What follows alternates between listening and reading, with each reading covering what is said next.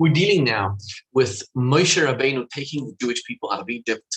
This parsha actually has 7 out of the 10 plagues that Moshe Rabbeinu strikes upon the Egyptians. 7 out of 10 of them are right here in this week's parsha. So let's go straight to sharing the screen right over here.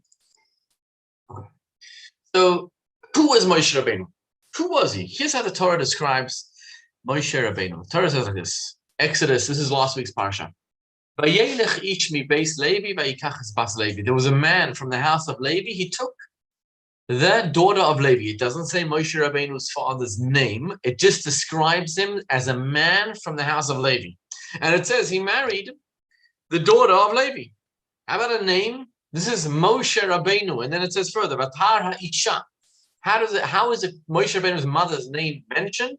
The woman gave birth to a child. She hid him for 3 months, and we know the story that Moshe Rabbeinu's sister came, and then Bas Parai came, the daughter of Batya came, and she took him out, and the Pharaoh ended up raising this beautiful child. But the Torah in the whole parsha of Shemot doesn't say who the mother is. Not just that. It says like this in verse number 8, Vatomer la bat Paro lechi, the daughter of Paro, says to Miriam, Moshe Rabbeinu's sister, Lechi vatelech hama vatikra et em hayel. She went to call the child's mother. Again, it doesn't say the child's mother's name. Verse number 9 again. Batya is talking to the daughters, to Moshe Rabbeinu's mother. Vatikach ha'isha. It says the woman. It doesn't mention ample opportunities to mention the name. Doesn't mention the name. Where is Moshe Rabbeinu's mother and father's name mentioned? In our parsha. So look over here on the screen in front of you. It says over here in verse number 20, Vayikach Amram. Finally we know Moshe Rabbeinu's father's name, Amram. By the way, Amram was one of 4 people who had never ever sinned in his life. It says the only reason why these 4 people died is because Adam Harishon, by him sinning with the apple, he introduced death into the world. Those 4 people were such righteous people, such great tzaddikim, they never sinned in their entire lives. The first one was Binyamin, Jacob's 12th son. The next one was Amram, Moshe Rabbeinu's father. The third one was Yishai, David HaMelech's father. And the fourth one was Kilab, David HaMelech's son, one of his sons. So it says over here in verse number 20, Vayikach Amram. Amram took, who did he take? Et Yocheved Dodato. He married his aunt. His aunt Yocheved. Finally, we see, the Torah says, identifies his father, his mother, and it says, and she bore him Aaron, Moshe, and obviously Miriam as well. Why does the Torah not mention Moshe Rabbeinu's father and mother until this moment over here?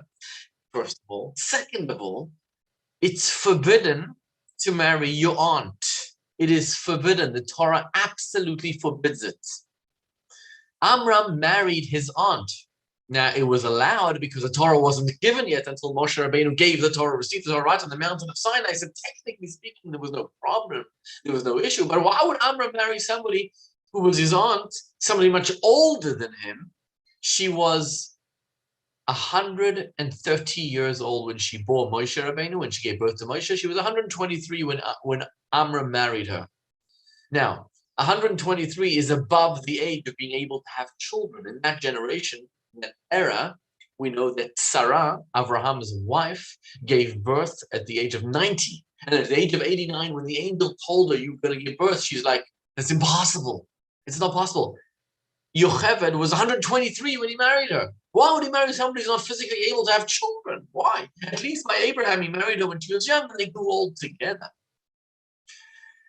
There was something special and unique about Yocheved, which is why Amram married her, and which is a tremendous lesson for all of us today. What was special? What was unique? See, we live in 2 realities. We live in this world, wherever you are, if it's New York, London, Johannesburg, Melbourne, you live your daily life, your mundane, your trivial life. You go about your business. You have your problems. It doesn't exist a person, a human being in this world that doesn't have Taurus problems. We all have our fair share of burdens. But there's like another reality. In the words of Kabbalah, it's called Dat Achton, and Dat Elyon. Dat Tachton is knowledge from below. What we see, the way we see, our eyes see the world, we see from a very limited perspective. But then there's Dat Elyon, which is the way God views the world, the way God sees the world.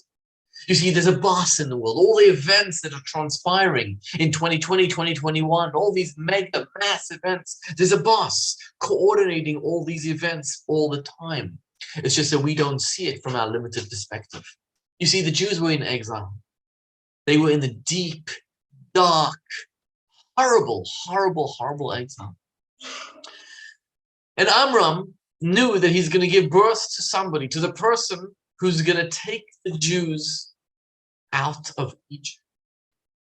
He needed to find a very special and a very unique individual, a very unique woman to give birth to that Moses. So he married Yocheved. Because Yocheved was the only woman in that generation who wasn't born in Egypt. She wasn't born in exile. You see, when Jacob came with his family to Egypt, there were 70 people in his household. But if you count carefully, there were 69. The 70th was Yocheved, and she gave birth as they entered on the border. She still belonged to the era of Israel, to the era that doesn't belong to the exile, to the era that is something deeper, beyond. It's not limited to the exile. She was born out of the redemption, out of Israel. She was born in a holy place. And only she was able to give birth to Moshe Rabbeinu, to somebody who's not limited to this exile, who's not in this exile. In fact, the whole tribe of Levi weren't in exile the whole time. While the Jews were serving and they were slaves, the tribe of Levi wasn't slaves. They weren't servants at all. So Moshe Rabbeinu was born from this unique mother. And that is why Amram sought her out and married her, because she was able to give birth to this special child called Moshe Rabbeinu, who's sort of the Dat Elyon perspective, who's sort of like the godly perspective, who's not limited, who's not shackled in his mind by Pharaoh and by the dark, turbulent exile. And that's why the Torah doesn't identify her, just says Bat Levi, the daughter of Levi, until only later on it says who she was. Because Levi had that unique skill that they weren't in exile. They were learning Torah for 210 years the whole time. You see, life is how you make it out to be. Our limited vision is, life is tough, life is hard, but there's a deeper perspective to life. And that is what you make it out to be. You see, while this exile is happening, there's something called redemption, there's something called Israel, there's something called Mashiach, who's going to redeem us out of this exile. But let's take the exile out of our minds, because the exile can shackle our minds only if we allow it. And the message is that there's something deep inside of ourselves that we can latch onto, grab onto, and realize that while there's a dark world, there's God exists. Let's see God in everything that we go through. Let's look and see